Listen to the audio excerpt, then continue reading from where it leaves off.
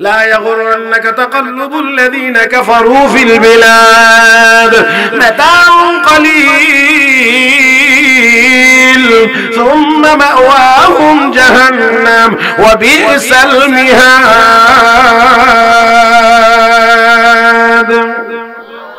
নবী আপনি এবং আপনার উম্মত যেন ধোঁকায় পড়ে না যান ওই কাফের বেঈমানদের বাড়ি গাড়ি দালান কোঠা দেখে তাদের চলাফেরা দেখে আপনি আর আপনার উম্মত যেন ধোঁকায় পড়ে না যান নবী মাতাউ কলিল আমি আল্লাহ তাদেরকে সামান্য সম্পদ দিয়েছি সামান্য সুম্মা মাওয়াহুম জাহান্নাম অতঃপর তাদের ঠিকানা হবে জাহান্নাম আমি আপনাদেরকে জিজ্ঞেস করি ও মুসলমান মরার পরে আপনারা আমরা কেউ কি জাহান্নামে যাইতে চাই আরো জোরে কান না না কেউ জাহান্নামে যাইতে চায় না কিন্তু রব্বে কারীম তাদের ঠিকানা হবে জাহান্নাম আর আল্লাহ ঈমানদারদের ব্যাপারে ঘোষণা দিয়েছেন ইন্নাল্লাযীনা আমানু ওয়া আমিলুস সালিহাত কানাত লাহুম জান্নাতুল ফিরদাউস নুজুলা ঈমান আর নেক আমল নিয়ে যারা আসবে আমি আল্লাহ তাদেরকে জান্নাতুল ফিরদাউসের মেহমান বানাইব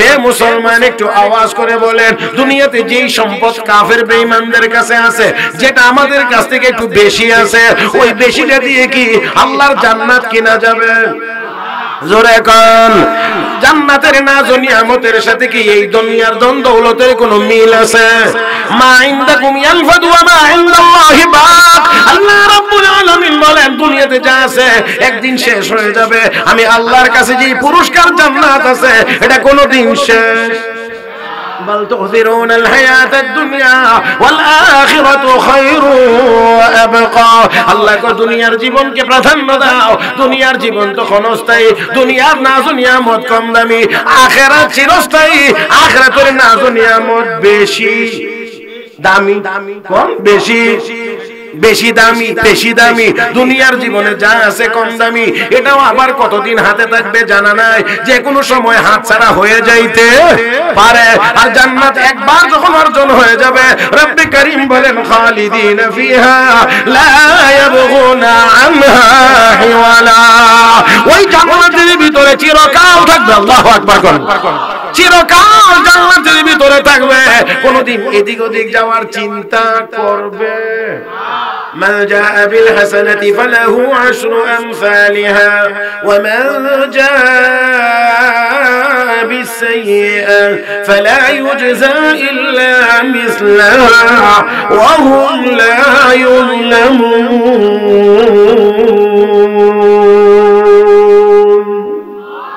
আরেকটু মহব্বতে কর আল্লাহ রাব্বুল আলামিন বলেন যে ব্যক্তি একটা নেক আমল করবে তার আমলনামায় সওয়াব দেওয়া হবে কয় গুণ বাড়ায়া কোনা জোরে কোনা 10 গুণ বাড়ায়া 10 গুণ আমি আপনাদেরকে কথা লম্বা হবে এইজন্য এদিক ওদিক খুব কম যাব তবে একটা কথা শুধু বলছি আমার আপনার নবী যখন মেরাজে গিয়েছিলেন তখন আল্লাহ রাব্বুল আলামিন কয় ওয়াক্ত নামাজ দিয়েছিলেন মাশাআল্লাহ একটু আওয়াজ করে বলেন প্রথমে কয় ওয়াক্ত দিয়েছিলেন 50 ওয়াক্ত নামাজ আদায় করতে পারতেন তো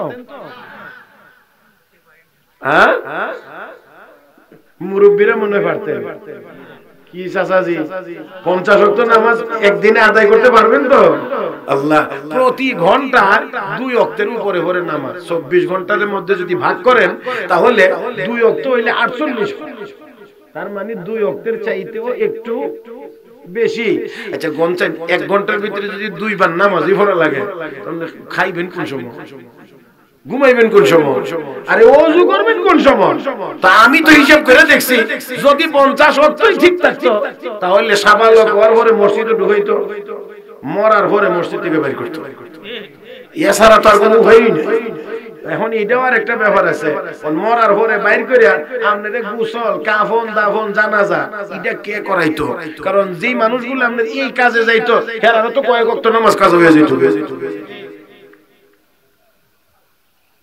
তো বিপদের শেষ নাই আল্লাহ দিলেন কয় ওয়াক্ত 50 মুসা নবীকে রাস্তায় দাঁড় করে রাখছে আগে থেকে রেডি আল্লাহ গো মুসা কারণ আমি ভাড়া আমার তুই ঠেললে আমার কাছে ভাড়াইবি কথা বুঝেন না আমি দিয়া দেব আর তুমি কিন্তু এখান থেকে আবার আবার ঘুরাইবা। তো 50 ওয়াক্ত নিয়ে নবী আসছেন, মুসা আলাইহিস সালাম জিজ্ঞেস করেন কি ব্যাপার, আল্লাহর সাথে সাক্ষাৎ হইছে, আপনার উম্মতের জন্য কি দিয়েছে? 50 ওয়াক্ত নামাজ। কিছু বলেন না? কি বলবো, আল্লাহ দিয়েছেন আর আমি নিয়ে আইছি। আল্লাহ দিয়েছেন আর আমি নিয়ে আসছি, বলবো কি? হায় হায় হায়, কি কোন আপনি! আমি আমার উম্মত বনি ইসরাইলকে কত ধাক্কা ধাক্কি করছি, 2 ওয়াক্ত নামাজ পড়াইতে পারি নাই। আর আপনার উম্মত তো আমার উম্মতের চেয়ে দুর্বল, 50 ওয়াক্ত কিভাবে আদায় করবে? যান আল্লাহর কাছে একটু সুপারিশ করেন, আল্লাহ যেন কমায় দেন। কথা তো ঠিকই। তো এবার আল্লাহর কাছে নবী গেছেন, গিয়ে আল্লাহ, আমার উম্মত 50 ওয়াক্ত নামাজ কেমনে আদায় করবে? কইছে ঠিক আছে, 5 ওয়াক্ত কমায় দিল। এক ধাক্কা ওই কথা। মুসা আলাইহিস সালামের কাছে আসছে, আসার পরে কো কমাইছে, 5 ওয়াক্ত কমাইছে। কইনি কি 5 ওয়াক্ত কমাইছে? আবার যান। তো আবার গেছে, 5 ওয়াক্ত কমছে। এভাবে গেলেই 9 বার গেছে। কত গেছে? আছে কত? মুসা আলাইহিস সালাম কয় এটাও পারবে না। এখানে একটা মজার কথা আছে, আপনারা যদি আমার দিকে তাকায় শুনেন তাহলে মজাটা পাইবেন, না হলে মজা পাইতেন না। আমার এক উস্তাদ বলছেন, আমার উস্তাদ বলছেন যে উনার উস্তাদের মুখ থেকে শুনছেন। কথা বুঝাইতে পারছি না? আমার উস্তাদ যিনি বলছেন, উনার উস্তাদের মুখ থেকে শুনে বলছেন, আর আমি আমার উস্তাদের মুখ থেকে শুনে বলছি। তো আমার উস্তাদ বলছেন যে উনার উস্তাদ এই কথা বলছেন যে মুসা আলাইহিস সালাম আমরার প্রতি বেশি ধারণা ভালো ছিল না। আপনার মনে কথা বুঝছেন না? আমরার প্রতি মুসা নবীর ধারণা বেশি ভালো ছিল না, আমরা বলে 5 ওয়াক্ত নামাজ পড়তাম। কথা বুঝছেন? এটা একটা মজার কথা না, যে আমাদের প্রতি ধারণা অত বেশি ভালো ছিল না, না হলে উনি কেমনে কয় আমরা 5 ওয়াক্ত পড়তাম না? আর নবী কি কয়? নবী কয় ও মুসা নবী কয়বার যাওয়ান যা? 9 বার গেছি। 9 বার গেছি। এখানেও একটা মজার কথা আছে।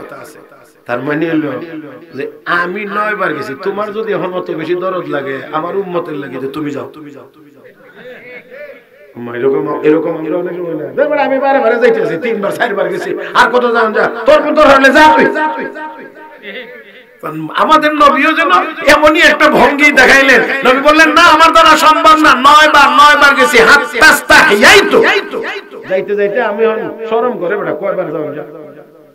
আচ্ছা দেখেন 9 বারে গেল 5 ওয়াক্ত। এখানে আর একটা সাইকোলজিক্যাল ব্যাপার আছে, গেলে কিন্তু 5 ওয়াক্ত কম, 2 ওয়াক্ত নাই, 3 ওয়াক্ত নাই, 4 ওয়াক্ত নাই, 1 ওয়াক্ত নাই, গেলেই 5।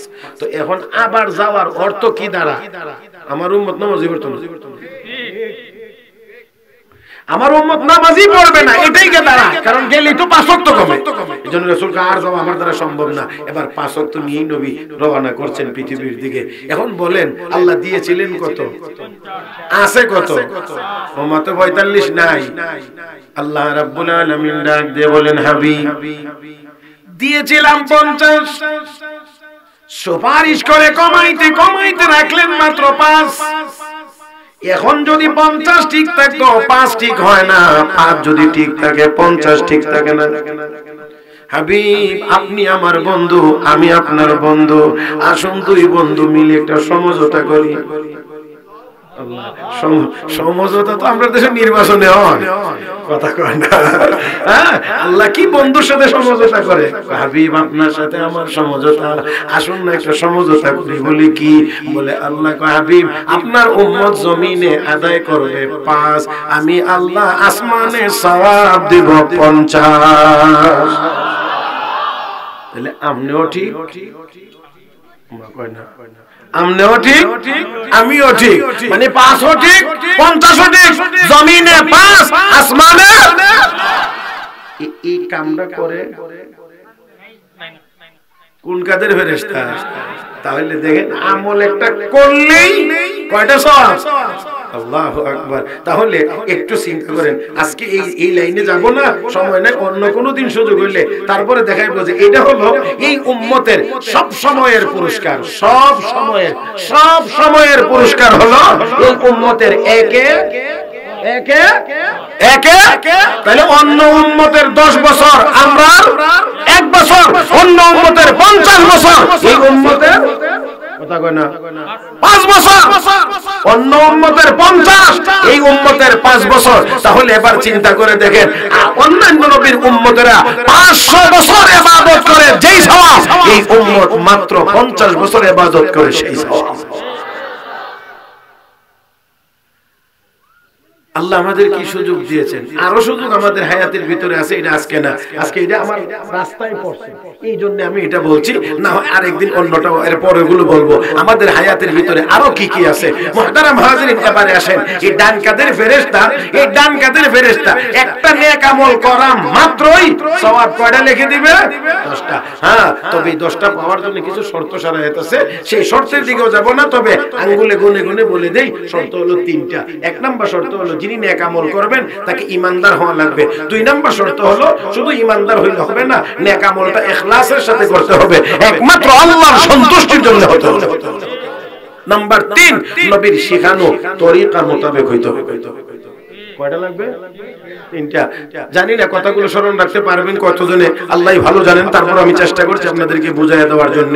একটা নেক আমল করে 10টা সওয়াব পাওয়ার জন্য 1 নাম্বার শর্ত, যিনি নেক আমল করবেন তাকে ঈমানদার হওয়া লাগবে। 1। 2 নাম্বার, ঈমানদার হইলে হবে না, ইখলাস থাকা লাগবে, মানে নেক আমলটা একমাত্র আল্লাহর সন্তুষ্টির জন্য হওয়া লাগবে। নাম্বার 3, মন গড়া পদ্ধতিতে নেক আমল করলে হবে না, নবীর শিখানো সুন্নাত মোতাবেক নেক আমল করা লাগবে। তাহলে যদি এবার দেখেন তিনটার উপর যদি অপোজিট দেখি, তাহলে কি দাঁড়াবে? ঈমানদার হওয়া লাগবে। তাহলে বোঝা গেল ঈমান নাই যার, কোন নেক আমলের কোনো প্রতিদান নাই তার। যদি কথা বুঝে থাকেন তাহলে এবার বলেন ঈমান নাই যার, আমি একেবারে জায়গায় নেই, একেবারে শেষ রেজাল্ট যেখানে গিয়ে প্রকাশ হবে সেই জায়গাতে নিয়ে যাই। ঈমান নাই যার, জান্নাত নাই তার। আরো জোরে বললে ভালো হয়। এই মুরব্বীরা না হয় একটু আস্তে বলবে, যুবকেরা আর একটু জোরে বলতে হবে। আমি আবারও বলছি, ঈমান নাই যার, জান্নাত নাই। তাহলে কথা বলতে খুব হুঁশ রেখে সাবধানে বলতে হবে যে আমরা যে আল্লাহরে ডাকি, অন্যরাও ভগবান বলে তারই ডাকে, অতএব আমরা যে জান্নাতে যাব তারাও, এই জায়গাটা কিন্তু মনে রাখতে হবে। আল্লাহ রাব্বুল আলামিন বলেন, ইন্নাহু মান ইউশরিক বিল্লাহি ফাকাদ হারামাল্লাহু আলাইহিল জান্নাহ। আল্লাহ রাব্বুল আলামিন বলেন যে আল্লাহর সাথে শরীক সাব্যস্ত করবে সে জাহান্নামী হবে এবং চিরকাল সে জাহান্নামে থাকবে। আরো জোরে, আরো জোরে, আরো জোরে। তাহলে কোন মুশরিক কখনোই জান্নাতে যাইতে পারবে? আরো জোরে পারবে? এটা কি আমার কথা না আল্লাহর কথা? ইব্রাহিম আলাইহিস সালাম বাবার জন্য একটু সুপারিশ করবে, আল্লাহ আমার বাবা, আল্লাহ তাফসীরের কিতাবে লিখে আল্লাহ এই 2 হাতের ফাঁক দিয়া জাহান্নাম পর্যন্ত রাস্তা বানায় দিবেন। জাহান্নাম পর্যন্ত রাস্তা ইব্রাহিম আলাইহিস সালাম এই 2 হাতের ফাঁক দিয়া দেখতে পাবে জাহান্নামের ভিতরে শুয়োর একটা জ্বলতেছে। ইব্রাহিম খলিল বলবে, আল্লাহ আমি আমার আব্বার রূহে আব্বার মাগফিরাতের জন্য আপনার কাছে সুপারিশ করছি, আর আপনি আমারে কি দেখাইতেছেন? জাহান্নামের ভিতরে শুয়োর জ্বলতেছে, আমাকে দেখাইছেন। আল্লাহ বলবেন, ইব্রাহিম এটাই তোমার বাবা আজর। শুধু তোমার বাবা আজর, এই কথাটা মানুষ যেন হাসরের মাঠে বলতে না পারে, এই জন্য শুয়োরের সুরতে আগুনে ফালাইছি, যাতে করে তোমার ইজ্জত সম্মান নষ্ট না হয়, কেউ যেন চিনতে না পারে যে ইব্রাহিম নবীর বাবা। এই কথাটা বললে তোমার ইজ্জত খাটো হবে, এই জন্য আমি আল্লাহ শুয়োরের সুরত দিয়া তারা আগুনে ফেলাইছি, যাতে করে ইব্রাহিম নবীর বাবা এই কথাটা যেন কেউ বলতে না পারে, চিনতে যেন না পারে। মুহতারাম হাজিরিন, তাহলে ইব্রাহিম নবীর বাবা হয়েও যদি মুশরিক হওয়ার কারণে জান্নাতে যাইতে না পারে, তাহলে আমার আপনার কিছু খাতিরের মানুষ ঈমান ছাড়াও জান্নাতে যাইতে পারে। খাতির থাকলে, খাতির বুঝেন না আপনারা, মানে সম্পর্ক ভালো থাকলে আমরা চাই যে সবাই, হ্যাঁ দুনিয়ার জীবনে মিলে মিশে ব্যবসা করা যায়। আমার সাথে কথা কইেন, দুনিয়ার জীবনে মুসলমান ও মুসলমান মিলে ব্যবসা করা যায়, দুনিয়ার জীবনে মুসলমান ও মুসলমান মিলে খেলাধুলা করা যায়, পিকনিক করা যায়, দুনিয়ার জীবনে খেলাধুলা করে পার্টি করা যায়, কিন্তু দুনিয়ার মতো এমন মিলে ঝুলে সবাই মিলে জান্নাতে যাওয়া যায় না। এই জান্নাতে যাইতে হবে। কষ্ট পাইতেছেন না? অসুবিধা হইতেছে? মুহতারাম হাজিরিন, তাহলে আসেন, এক নাম্বার কি না কি শর্ত না, ঈমান লাগবে, ঈমান লাগবে। আল্লাহ রাব্বুল আলামিন যত জায়গায় জান্নাতের কথা বলছেন সব জায়গায় ঈমানের কথা বলছেন, সেই সাথে আবার নেক আমলের কথা বলছেন। আমি আপনাদেরকে এত আয়াত তেলাওয়াত করেও শোনাইতে পারবো না, দুই একটা আয়াত শুধুমাত্র আপনাদেরকে শোনাই। وبشر الذين آمنوا وعملوا الصالحات أن لهم جنات تجري من تحتها الأنهار كلما رزقوا منها من ثمرة رزقا قالوا هذا الذي رزقنا من قبل وأتوا به متشابها ولهم فيها أزواج مطهرة وهم فيها خالدون إن الذين آمنوا وعملوا الصالحات كانت لهم جنات الفردوس نزلا والتين والزيتون وطور سينين وهذا البلد الأمين لقد خلقنا الإنسان في أحسن تقويم ثم رددناه أسفل سافلين إلا الذين آمنوا وعملوا الصالحات فلهم أجر غير ممنون فما يكذبك بعد بالدين أليس الله بأحكم الحاكمين والعصر إن الإنسان لفي خسر إلا الذين آمنوا وعملوا الصالحات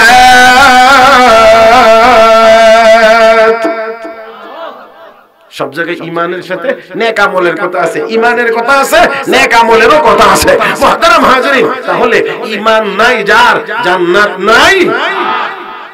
এবার আসেন, আমি লম্বা করতে পারবো না, শুধু হেডলাইন শিরোনামগুলো আপনাদেরকে বলে দেওয়ার চেষ্টা করছি। নাম্বার 2 কি লাগবে? ইখলাস লাগবে। ইখলাস, ইখলাস মানে নেক আমল করতে হবে একমাত্র কার সন্তুষ্টির জন্য? জবান খুলে সবাই মিলে মহব্বতে বলি, একমাত্র একমাত্র একমাত্র আল্লাহর সন্তুষ্টির জন্য। কোন নেক আমলে দুনিয়ার কোনো কিছুই এখানে জড়িত থাকতে পারবে না। নেক আমল হবে একমাত্র সাহাবায়ে কেরাম কত চিন্তিত ছিলেন, আর আমরা কত বেপরোয়া। আমরা তো 2-4 রাকাত নফল নামাজ পড়লে এমন জায়গায় দাঁড়ায় পড়তে চাই যাতে করে মানুষ আমারে দেখে আমি নফল পড়ি। না হইলেও যদি কোনো কারণে না দেখে, মানে তাই যে মসজিদে আসে এম সবাইরে জানাইতেছে, এরপরেও যদি কেউ না তাহলে দেখবেন না মসজিদের বাইরে সার দোকানে গিয়ে কি যে শুরু হয়েছে, মানুষ কত তাড়াতাড়ি বাইরে জায়গা সারি হাত নফল নামাজ পড়তারি না, পুরা মসজিদ খালি হয়ে জায়গা। তার মানে কি? আমার কথা মনে হয় বুঝছেন না আপনারা? সার দোকানে গিয়ে বৈশা অন্যান্য মুসল্লিদের ব্যাপারে বলতে আছে, 4 রাকাত নামাজও পড়তারি না, নফল নামাজ, এর ভিতরে সব মুসল্লি বাইরে মসজিদ খালি হয়ে জায়গা। তার মানে আমি 4 রাকাত থেকে আর একটু বেশি পড়তাম চাই। অথচ রাসূলের সাহাবী নবীকে গিয়ে বলতেছে, কারণ মানুষকে দেখানোর জন্য যদি কোনো ইবাদত হয় তাহলে এটা সূক্ষ্ম শিরক, এটা শিরকে খফি। এই জন্য নবী সাহাবীকে কইয়া রাসূলুল্লাহ যখন নফল নামাজে দাঁড়ায় তখন খুব জায়গায় যে একটা নীরব জায়গা থেকে দাঁড়ায়, ঘরের কোনা কানায় দাঁড়ায় যাতে কেউ দেখে না, কেউ যাতে আমারে না দেখে। কিন্তু নামাজ চলাকালীন সময়ে গিয়া কেউ দেখে লাইলে এটাও কি লোক দেখানো নামাজ হবে কি না, এই নিয়ে সাহাবী নবীকে প্রশ্ন করছেন, ইয়া রাসূলুল্লাহ এটা কি হবে? কারণ আমি তো দাঁড়াইবার সময় আমার নিয়ত নাই, কিন্তু আমি একেবারে কোনা কানা গিয়ে এমন জায়গায় খুশ করে দাঁড়াইছি যেখানে সাধারণত কেউ যেন আমারে দেখে না, কিন্তু তারপরেও নামাজের ভিতরে গিয়ে দেখেলা আমি কি করতে। আল্লাহ রাসূল কোন না, এটা রিয়া হবে না, এটা লোক দেখানো হবে না, তিলকা আজিলু বুশরাল মুমিন। আমার নবী কয় এটা হলো ঈমানদারের নগদ পুরস্কার। এখানে উলামায়ে কেরাম আছেন, বিজ্ঞ উলামায়ে কেরাম, অনেক উলামায়ে কেরাম, আলহামদুলিল্লাহ। আলেম উলামা দেখলে ভালো লাগে, যে আলেম উলামা থাকলে কথা বলতে কিছু ভয়ও করে, আমার মতো কম এলেমের মানুষের কিছু ডরও আছে, তবে একটু সাহসও থাকে যে উলামায়ে কেরামের দোয়াটা অন্তত পাতো। দেখেন নেক আমল যত গোপনেই করুক না কেন মানুষ, যত গোপনেই করুক না কেন নেক আমল, আল্লাহ রাব্বুল আলামিন কোন না কোন উপায়ে মানুষের সামনে নেক আমলের কথা প্রকাশ করে আল্লাহ তাকে দামি বানায় দিবেন। যেমন উদাহরণ হলো তাহাজ্জুদের নামাজ তো যোহরের নামাজের পরে পড়ে, সবাই কয় না তাহাজ্জুদ এটা দিনের বেলা না রাত্রে? মাগরিবের পরে।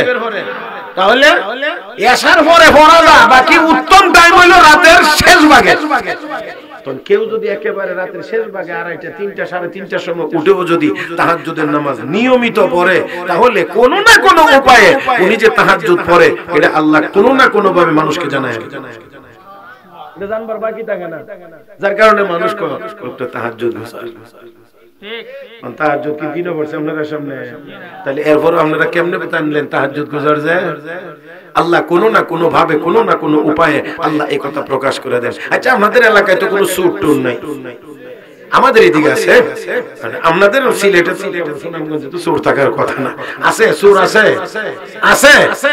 চুরি যারা করে এরা কি দিনে করে না রাত্রে করে? সাধারণত রাত্রে চুরি করে, তাই না? তো রাত্রে করে, কারণ রাত্রে যেই টাইমে করে এই টাইমে কি মানুষ সজাগ থাকে? কিন্তু তারপরেও চুরি যদি নিয়মিত করে তাহলে এলাকার মানুষের আর জানবার বাকি থাকে না কার ভূত কে চুরি করে। অথচ চুরি সে লুকাই করে, রাতের অন্ধকারে করে, তাহলে অন্ধকারে পাপ করলেও এই কথা মানুষের জানবার বাকি থাকে না, আর রাতের অন্ধকারে নেক আমল করলে এটাও মানুষের জানবার বাকি থাকে না। কোনো না কোনো ভাবে আল্লাহ রাব্বুল আলামিন জানায়া দিবেনই দিবেন। আল্লাহ আমি এত দূর পর্যন্ত যাইতে পারবো কিনা জানি না, তারপরও একটা কথা না বললে আমার একেবারে তৃপ্তি হবে না, সেই জন্য বলছি।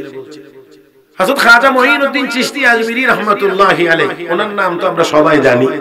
আল্লাহ আস্তে কই দেখি, জানেন না সবাই?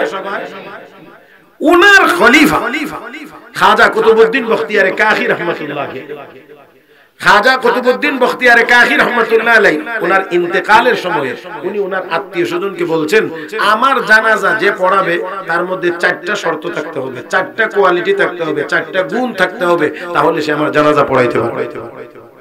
মানে আমার জানাজার ইমামতি ওই ব্যক্তি করবে যার মধ্যে কয়টা গুণ আছে? 4টা গুণ আছে। এবার শুনেন, আমি খুব সংক্ষেপে বলছি, খুব খেয়াল করে শুনবেন কি কি শর্ত থাকলে আমার জানাজার ইমামতি করতে পারবেন। এক নাম্বার ভালো করে 1 নাম্বার, যেই ব্যক্তি সাবালক হওয়ার পরে কি কথা কইছি? হ্যাঁ, এটা আবার ওই 18 বছর 20 বছর আমরা দেশের হিসাব করে আবার করলাম, চিন্তা করেন না, এটা শারীরিক বিষয়। কেউ সাবালক 2 বছর আগে হয়, কেউ 1 বছর আগে হয়, কেউ 2 বছর পরেও হইতে পারে, সেটা ভিন্ন জিনিস। এটা কিন্তু আর আমরা এটারে কাগজে কলমে লিখিয়া 18 বছর বানায় দিছি।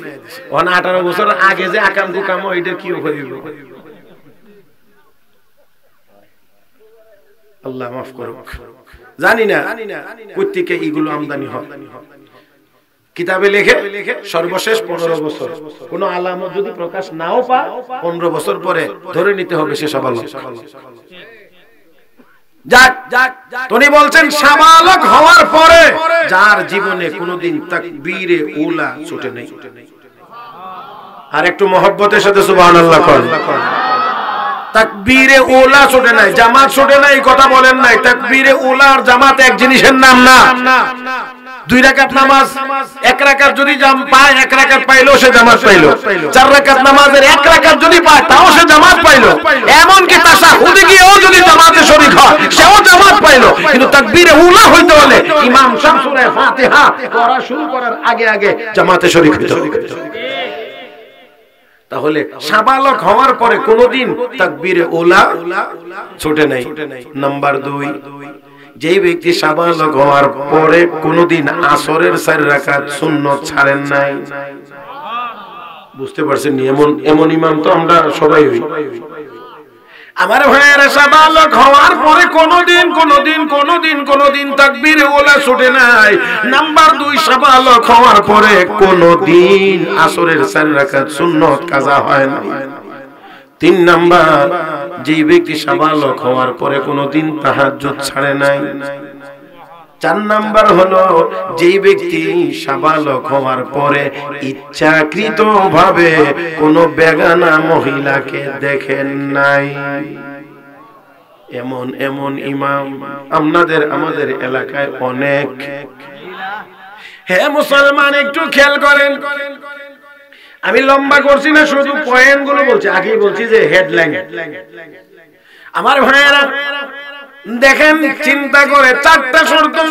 1 নাম্বার হলো তাকবীরুল জীবনে কোনোদিন ছুটে নাই। 2 নাম্বার আসরের 4 রাকাত সুন্নাত কাজা হয় নাই। 3 নাম্বার কোনোদিন তাহাজ্জুদ কাজা হয় নাই। 4 নাম্বার কোনোদিন কোনো বেগানা মহিলাকে ইচ্ছাকৃতভাবে দেখে নাই। এখন এমন ইমামও পাওয়া যায় না, জানাজাও হয় না, সারা দিন চলে গেছে, আসরের নামাজও হয়ে গিয়েছে, মাকরুহ তো চলে আসতেছে। আমার বন্ধুরা, এখন তো কেউ ইমামতির জন্য আসে না। একেবারেই মাকরুহ তো হওয়ার আগে আগে আল্লাহর একজন বান্দা এসে হাজির হইয়া বলতে আছেন, সবাই কাতার সোজা করেন, সবাই কাতার সোজা করেন। সবাই বলতে আছে কাতার তো সোজা করব, নামাজের জন্যই তো আমরা অপেক্ষায়, ইমামের অপেক্ষায়। তো আপনি যে ইমামতি করার জন্য এসেছেন, আপনার মধ্যে কি 4 শর্ত আসেনি আগে জানতে চাই। কারণ ওনার ওসিয়ত হলো এই 4 শর্ত না থাকলে ইমামতি চলবে না। 4 শর্তওয়ালা, 4 গুণওয়ালা ব্যক্তি ইমামতি করবে। এবার উনি আস্তে করে বলছেন, আছে বলি তো ইমামতির জন্য এসেছি। আমার মধ্যে আছে বলেই তো ইমামতির জন্য এসেছি। আমার ভাইয়েরা, এবার জানাজা হয়ে গেছে, জানাজা হয়ে গেছে। জানাজা যখন শেষ, আপনারা যে লাশ রাখেন, এটাতে কি করে?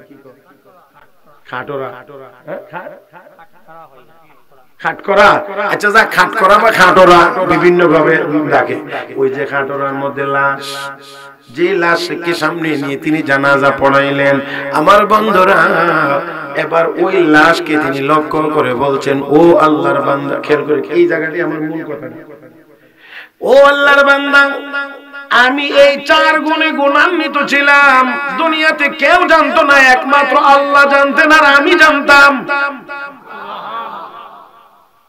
চিন্তা করেন, আর আমরা বুঝি একটু আগে বলছিলাম, আল্লাহর বান্দা বলছেন, ও আল্লাহর বান্দা, এই 4 গুণে আমি গুণান্বিত ছিলাম। দুনিয়ার কেউ জানতো না, একমাত্র আল্লাহ জানতেন আর আমি জানতাম। কিন্তু আজকে আপনার জানাজার ইমামতি করার জন্য আমাকে এই 4 আমলের সংবাদ দুনিয়ার মানুষকে জানাইতে হয়েছে। কথা কি আপনারা বুঝেননি নাকি? আমি জানি না, আল্লাহ জানেন। তাহলে এতদিন কেউ জানতো না, একমাত্র আল্লাহ, তুমি জানতা আর আমি জানতাম। কিন্তু আজকে এই জানাজার ইমামতি করতে গিয়ে আমাকে মানুষের সামনে প্রকাশ করতে হয়েছে যে আমি এই 4 গুণে গুণান্বিত। কথা বুঝেন নাই?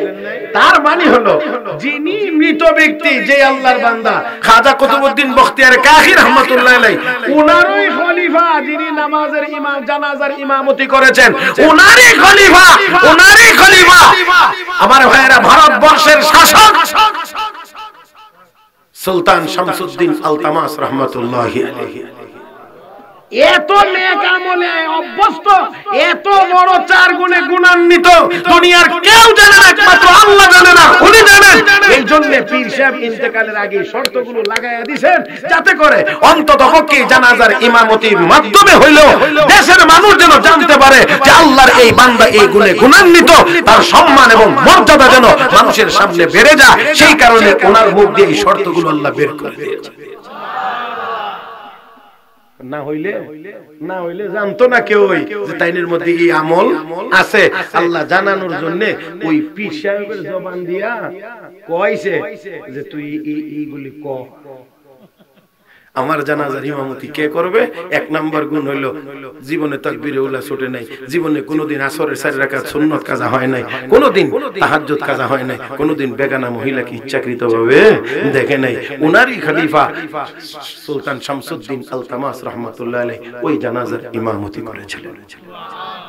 তো বলছিলাম, এক আমল যত গোপনই হোক না কেন, আল্লাহ প্রকাশ করে তাকে ইজ্জতওয়ালা বানায় দিবেন। গুনার কাজ যত গোপনই হোক না কেন, এই গুনাহের কারণে আল্লাহ তাকে অবশ্যই অপমান অপদস্থ করবেন, বাঁচানোর ব্যবস্থা নাই। হ্যাঁ, তওবা যদি করে লে গোপনে, তাহলে গোপন থাকতে তওবা করে লাইলে আবার মাপ পাওয়া বড় সহজ।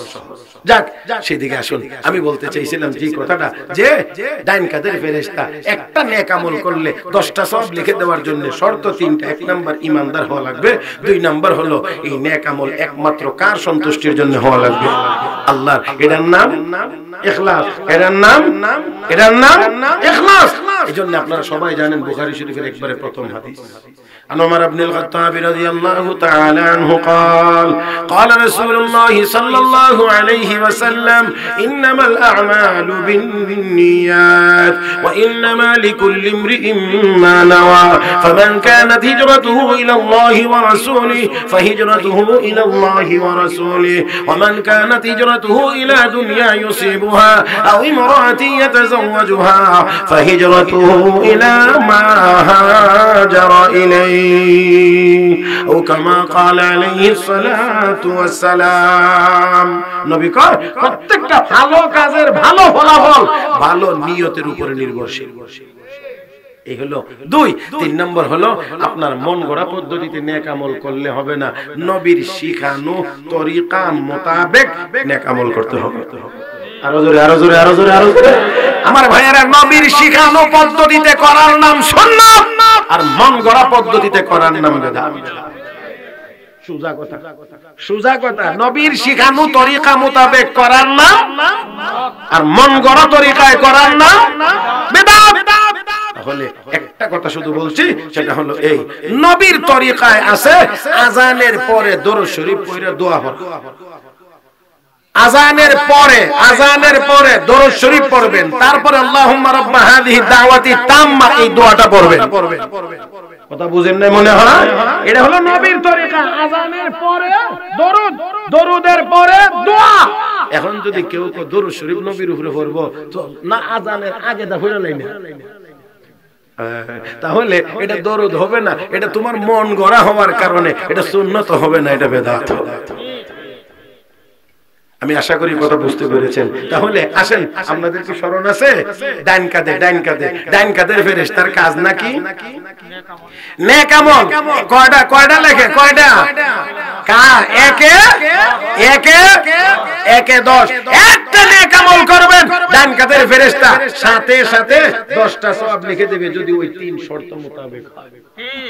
এখন একটা কথা বাকি আছে, এই কথাটা হলো যে যদি কাফের বেঈমান, ঈমান নাই, কাফের বেঈমান, ইহুদি খ্রিস্টান, অন্য যে কোনো ধর্মের হোক, মুসলমান না হইয়া অন্য যে কোনো ধর্মের হোক না কেন, হইলে যদি সে কোনো ভালো কাজ করে, তাহলে আল্লাহ কি তার কোনো প্রতিদান দিবেন না? এটা একটু বুঝছেন, এটা একটু বুঝছেন মুহতারাম হাজিরিন। আল্লাহ তাকেও একটু প্রতিদান দিবে, তবে অবশ্যই সেটা মরার পরে না, মরার আগে। কারণ আমলের বিনিময়ে যে নেকি বা সওয়াব, এই সওয়াব এটা পরকালীন মুদ্রার নাম, পরকালীন টাকার নাম। আল্লাহ, আপনারা বুঝেন কিনা আমি জানি না, নাকি কঠিন হয়ে যাইতেছে। আমরা যে দুনিয়াতে চলাফেরা করি, গাড়ির মধ্যে উঠলে গাড়ি ভাড়া দেওয়া লাগে, কি দিয়ে দেই? টাকা। তাহলে আমাদের টাকা, আমাদের এটা মুদ্রার নাম হইলো টাকা। টাকা এটা ইন্ডিয়াতে গেলে এটার নাম হয় রুপি, পাকিস্তান গেলে এটার নাম রুপিয়া, সৌদি আরব গেলে এটার নাম হয়ে যায় রিয়াল। কথা কয় না? কুয়েতে গেলে এটার নাম হয়ে যায় দিনার। আপনাদের প্রিয় লন্ডনে গেলে এটার নাম হয় পাউন্ড। আমেরিকা গেলে ডলার। মাশাআল্লাহ, এটা তো তাড়াতাড়ি যাবে। আমেরিকা গেলে হয় ডলার। আমার ভাইরা যদি পূর্ব দিকে যান, মালয়েশিয়া গেলে হয় এটার নাম রিঙ্গিট। তাহলে এমনি ভাবে করে আখিরাতের জীবনে আপনার এই টাকা বা মুদ্রার নাম হলো সওয়াব। এই পরকালের বিনিময় পাওয়ার জন্য ঈমান লাগবে। ঈমান নাই যার, পরকালের কোনো বিনিময় নাই তার।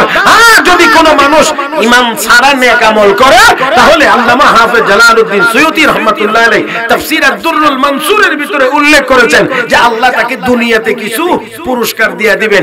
এই জন্য অনেক সময় দেখা যায় কাফের বেঈমানদের দুনিয়ার সম্পদ বেশি, কারণ কাফের হওয়ার পরেও তো তার কিছু ভালো কাজ আছে, পরকালে কোনো বিনিময় পাবে না। এই জন্য আল্লাহ কতরে দুনিয়ার জীবনে আরো কিছু সম্পদ বাড়াইয়া দিয়ে দেয়, খালি হয়ে যাবে, যাতে করে মরার পরে তোর আর কোনো পাওনা দাওনা আমার কাছে না থাকে। আর আমরা এটা দেখি, হুজুর কি হইছে? আমরা সবে মরা থেকে এত নামাজ পড়ি, আল্লাহ আমাদের মেহনত দেখাইছে। আমেরিকার মানুষ কি আল্লাহরে ডাকে? এরা এত টাকা পয়সা দেয়। এইজন্য ১৫০০ বছর আগে আমার আল্লাহ কোরআনে আগেই আয়াত নাযিল করে আমাদেরকে সতর্ক করেছেন, লা ইয়াগুররান্নাকা তাকাল্লুবুল লাযিনা কাফারু ফিল বিলাদ মাতাউন কালিল সুম্মা মাওয়াহুম জাহান্নাম ওয়া বিসাল মিহাদ।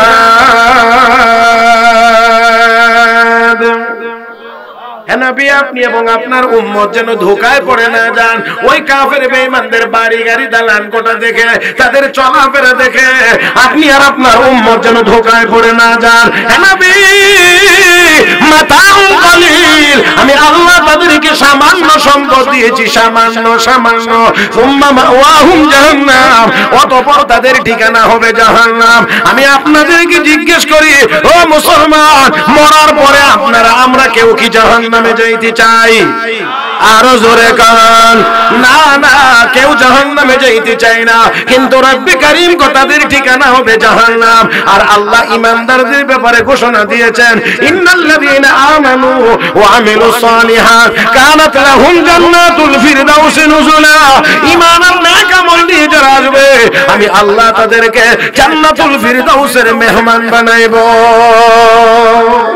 হে মুসলমান, হে মুসলমান, একটু আওয়াজ করে বলেন, দুনিয়াতে যেই সম্পদ কাফের বেঈমানদের কাছে আছে, যেটা আমাদের কাছ থেকে একটু বেশি আছে, ওই বেশিটা দিয়ে কি আল্লাহর জান্নাত কিনা যাবে? জোরে কোন, জান্নাতের নাজ ও নিয়ামতের সাথে কি এই দুনিয়ার ধন দৌলতের কোনো মিল আছে? মা ইনদাকুম ইয়ানফাদু ওয়া মা ইনদাল্লাহি বাক। আল্লাহ রাব্বুল আলামিন বলেন, দুনিয়াতে যা আছে একদিন শেষ হয়ে যাবে, আমি আল্লাহর কাছে যে পুরস্কার জান্নাত আছে এটা কোনোদিন শেষ।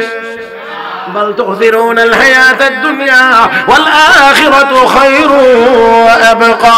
আল্লাহ কো দুনিয়ার জীবনকে প্রাধান্য দাও, দুনিয়ার জীবন তো ক্ষণস্থায়ী, দুনিয়ার নাজ ও নিয়ামত কম দামি, আখিরাত চিরস্থায়ী, আখিরাতের নাজ ও নিয়ামত বেশি দামি, কম বেশি বেশি দামি, বেশি দামি। দুনিয়ার জীবনে যা আছে কম দামি, এটাও আবার কতদিন হাতে থাকবে জানা নাই, যে কোনো সময় হাত ছাড়া হয়ে যাইতে পারে।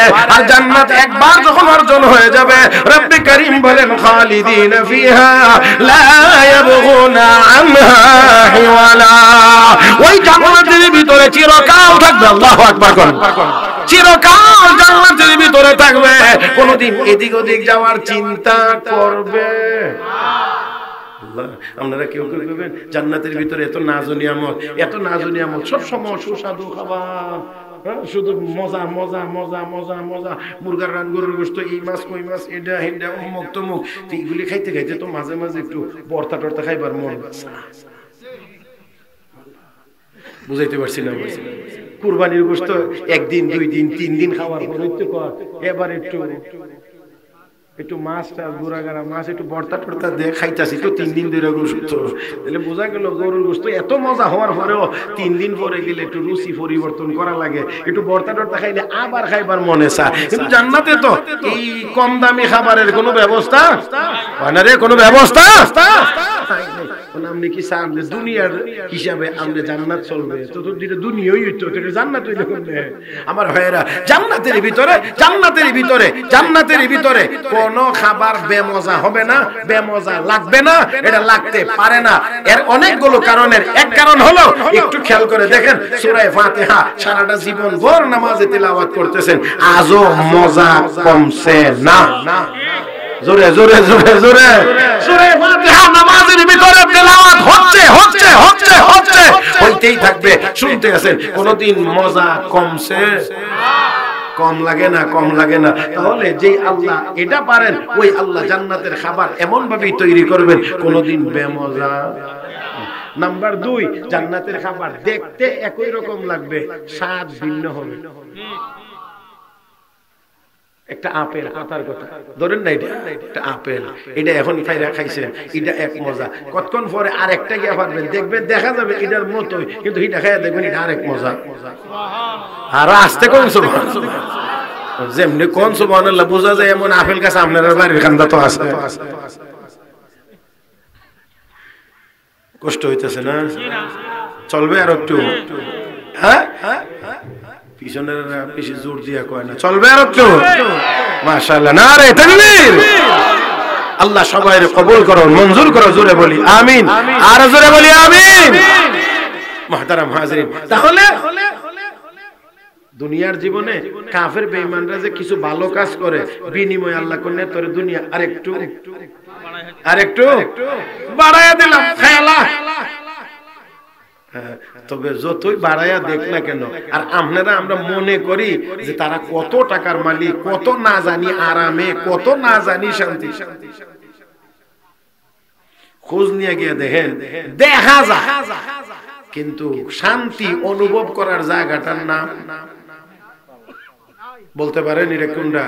শান্তি দেখা যায় না, ধরাও যায় না, ছোঁয়াও যায় না, এটা অনুভব করা যায়। আর অনুভব করার মাধ্যমটার নাম হলো কলব, কলব, কলব, কলব। এই জন্য আল্লাহ কো আলা বিযিকরিল্লাহি তাতমাইন্নুল কুলুব, জিকিরের দ্বারা কলব শান্তি হয়। যতক্ষণ কলব শান্তি হয় না, ততক্ষণ পর্যন্ত সারা দুনিয়া দিলেও শান্তি হবে না। আল্লাহ এক কথায় আরেক কথায় করে। এই জন্য মিয়া সাহেবরা দেখেন না বেতন তো অল্প পায়, কিন্তু এরপরও মনের ভিতরে শান্তি আছে, চেহারার মধ্যে দেখবেন আনন্দের ভাব। আর যারা 1.5-2 লাখ টাকা মাসে কামাই করে, আরো 6 লাখ টাকা ঘুষ খায়, জীবনে আর শুনছেন না কোনোদিন লাগে? হ্যাঁ, 1.5-2 লাখ টাকা বেতন হয়, আরো 6 লাখ টাকা মাসে ঘুষ খায়, কিন্তু কে দেখবেন চেহারার মধ্যে এই লাবণ্যতাও নাই, মনের ভিতরে ওই শান্তিও নাই। জিগাইলি খালি দেখবেন খালি বোধটা ঝামেলা।